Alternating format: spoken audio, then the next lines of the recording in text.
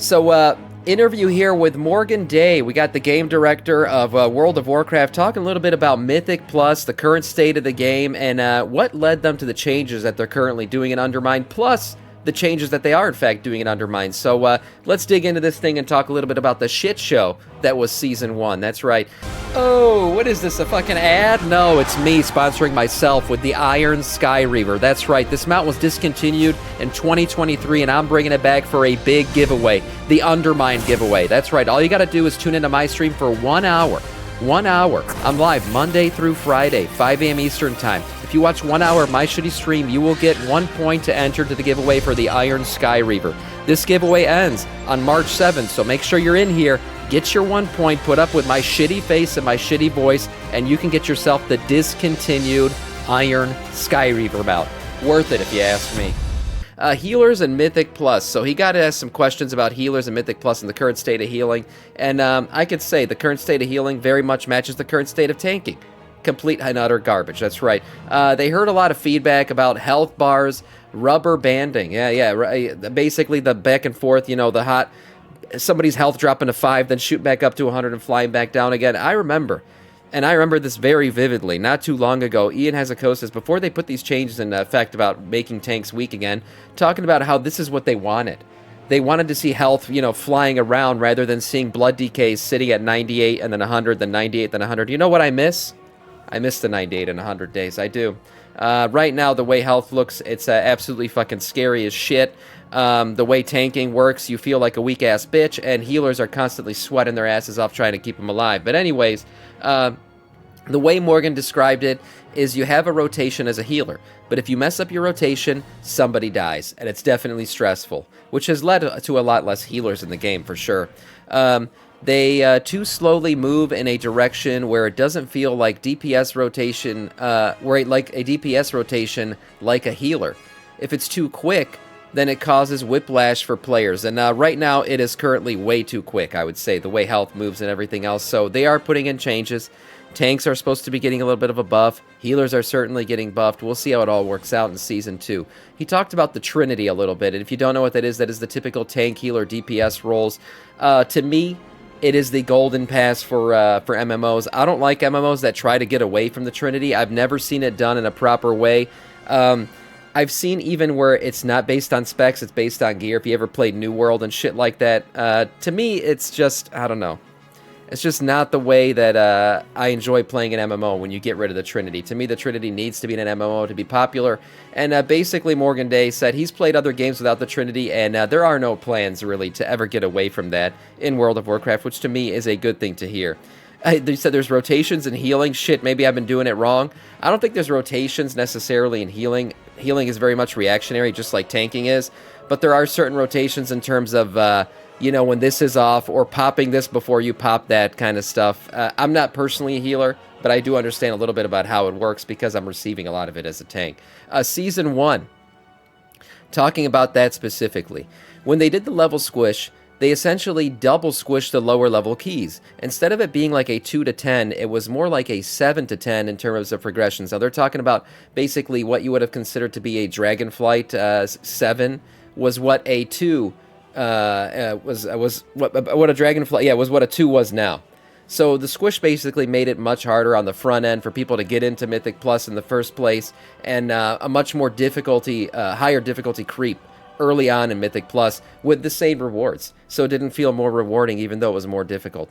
Mythic Zeros will be going back to having a weekly lockout, but a drop rate that is giving you a higher item level gear earlier on. There's a lot of changes that have already come into the game and that are going to be in Season 2, including crest acquisition. You're getting better crests earlier on.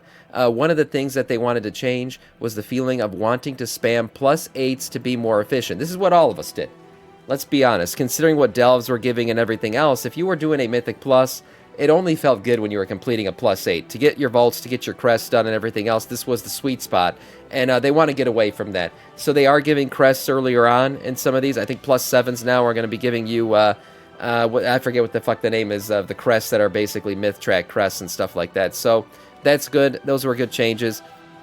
Coming in the War Within, the Xal'atath affixes were super successful. A couple misses on the reward side and early progression. Morgan will rate this season a 7.5 or 8 out of 10. Oh my god, yeah, Gilded Crest. That is generous. A 7.5 even out of 10 is very generous to me. I would probably rate this Mythic Plus season a 3.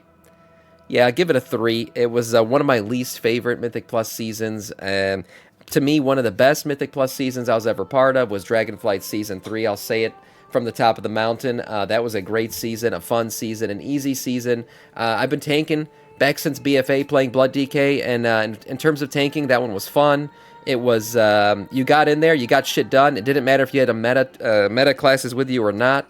You could easily time things if you just had some decency and competency, minimum competency to finish those things. Yeah, 2 or 3, it was shit. Yeah, 2 out of 10. Yeah, I think most of us are sitting around the -9 out of 100 from Justin.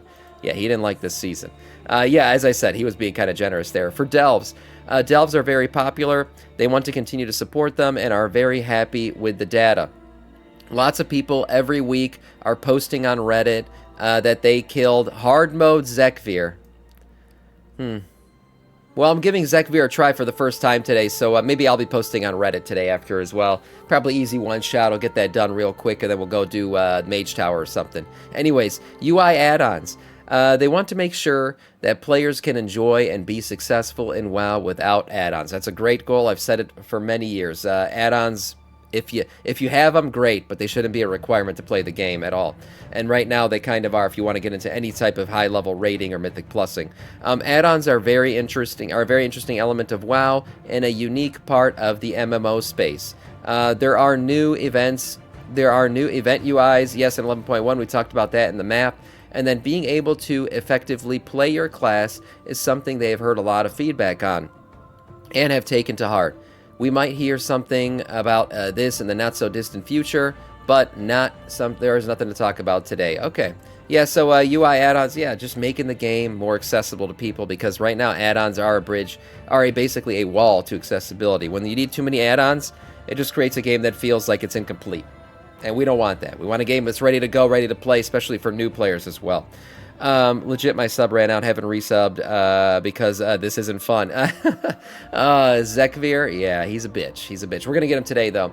Another thing that Ryan talked about in his interview about non-group buffs and exploits. That's right, and I had no idea these things existed, but evidently, people were going into follower dungeons and story mode dungeons. They would join the group, then leave the group before the NPCs that were with them would give them buffs. Once they got the buffs, they could essentially walk out of the Raider dungeon and take those buffs into Mythic Plus dungeons with them. So that's absolutely ridiculous. I didn't even know this shit exists. I don't know how people figure this stuff out. But evidently they were taking these buffs into Mythic Pluses.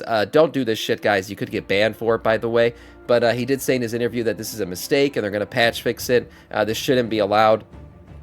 People were doing the same thing years ago with holiday buffs. 5 years ago, people were using Mistletoe and Infatuation buffs to take into Mythic Pluses, which is, to me, again, I don't know how people figure this stuff out. Lunar Festival buffs as well. Just know, any of these buffs, if you're taking them into Mythic Plus, it's broken. It shouldn't be that way.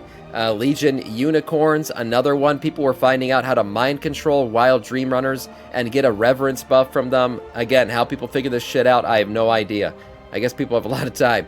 And the Dream Surge buff, using Dream Surge Pack Hunters in Mythic Plus as well. So they're working on fixing these and patching them out. They don't want this shit to happen. Overall, more patch notes for Season 2 here, and if I had to summarize them, I would say more increases to cast times, more decreases to damage, and I told you guys this yesterday. To me, the sweet spot for a Mythic Plus dungeon has always been 30 to 35 minutes, and we're seeing that fall in line here with a lot of these. The Dark Flame Cleft has now been dropped from 34 minutes to 33 minutes. We see Cinderbrew Meadery here. Theater of Pain dropped from 35 minutes to 34 minutes in terms of the timer. And then reductions. Health reductions for mobs. Casting timer, increases so you have more time to interrupts. A few buffs here or there, too. If you read these patch notes, there are a few buffs to some damage-dealing abilities. But overall, they're trying to make Mythic Plus easier. That is the key here. Mythic Plus being easier in Season 2 is what they're going for. They clearly heard the feedback about Season 1. It wasn't fun. It was too difficult. It didn't feel rewarding. And hopefully all of that is going to change. I would say from Season 1 to Season 2, we are going to see some of the biggest changes we've ever seen between 2 seasons of Mythic Plus at a single patch, which is great. I'm excited about it, and we'll see how good Season 2 actually turns out to be. And that is all in terms of news.